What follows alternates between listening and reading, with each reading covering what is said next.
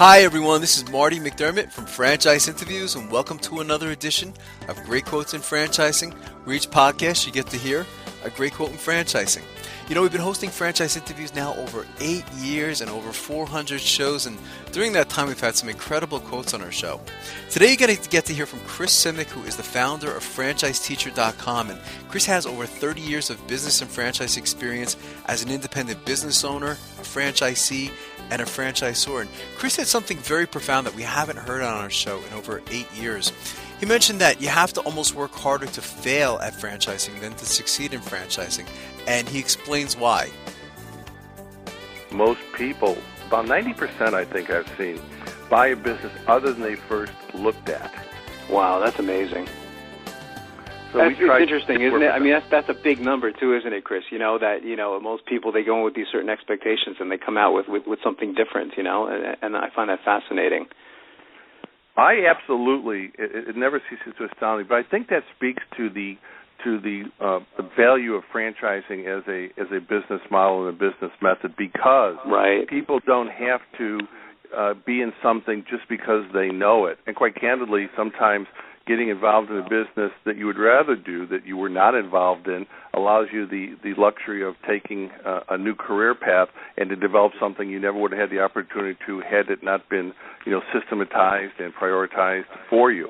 You know, in franchising, it's said that you have to really almost work harder to fail than to succeed, because if you have a good franchise system, if you follow directions, you have to almost purposely not follow them to not do well.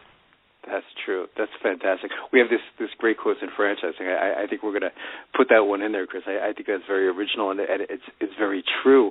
What advice would you give to our listeners? You know, we find that most of them, they're just beginning their search to buy a franchise, Chris, and we find that, you know, most of them just simply, they don't even know where to begin, like you were saying. What advice would you give to them? I do, when I speak to people looking at franchise, I give them three different pieces of advice. One, make sure you're looking for business for the right reason. Now, a lot of people have things happen in their life. They lose a job or something happens, and they react and maybe say, well, okay, maybe I'll go buy a business. That may not be the reason to do it versus having the luxury of selectivity that here's my opportunity that was created by some adversity. Second thing is that they have to make sure that they are able to be franchisees, that not everybody is designed to be able to follow the systems, procedures, and the processes it takes to be a successful franchise owner. And then I tell them quite candidly is pick a couple of the industries and the price ranges that may have interest to you, and then kind of pin down from there, either using the resources of a consultant or a broker or a team member, or on their own. Either way, but I think that if they take their time, follow the steps, and do it for the right reasons, they'll be on a much smoother pathway to success in owning their own business. That's well said. What's in the future then for Franchise Teacher, Chris? I mean, where do you see the company 3 to 5 years down the road? Well, Marty, we've been extremely fortunate and blessed that the business has been around, you know, through Century Franchise Group for many years, and our new FranchiseTeacher.com has taken off. We're representing right now, 7 plus brands. I think in 5 years, our focus will really be even more fine-tuned as the consumer or the prospective business owner is looking for more and more specific information.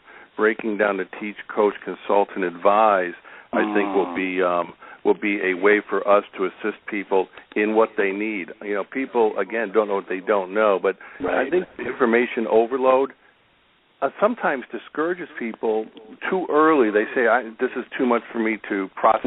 But we can break it down into bite-sized pieces. I think more and more people, especially the younger generation, who are looking for the advice and the information they want when they want it, I think is, you know, going to do nothing more than continue. Then our next business venture, which launches at the end of this year, is looking to capture all the different franchise brands around the world and put them into one place. So we're looking forward to a future. And franchising is going nowhere but growing. You know, as you said for a long time too, the number of franchise opportunities, and the world's getting to be a smaller place. I think you're going to find a lot of opportunities coming in and going out of of different marketplaces in different countries accessible to more people. That's fantastic. What's the best way, Chris, for our listeners to get more information on franchiseteacher.com?